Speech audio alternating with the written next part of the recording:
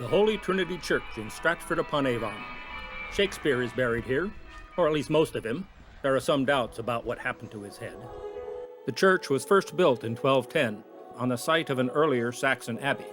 The Gothic spire, old gravestones, and yew trees add a sense of timelessness. Inside, soaring arches and stained glass windows captivate visitors.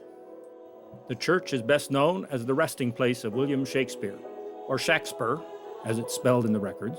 He was baptized here in 1564 and buried in the chancel in 1616.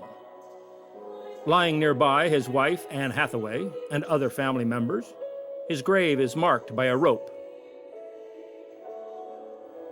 Above it, a bust of Shakespeare is posed with a quill and parchment on a pillow. There has been a suggestion that the quill and paper were added after the plays became famous, and the pillow was originally a sack of grain. A mysterious epitaph warns against disturbing his bones. Some grave robbers ignored the warning a couple of centuries ago, stealing his skull. At least that's the tale.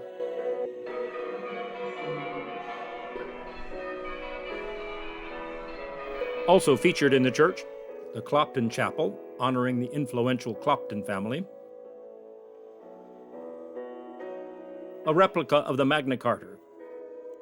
The font where Shakespeare was baptized. The medieval Lady Chapel, Holy Trinity Church in Stratford, a sanctuary of faith, art, and the legacy of Shakespeare.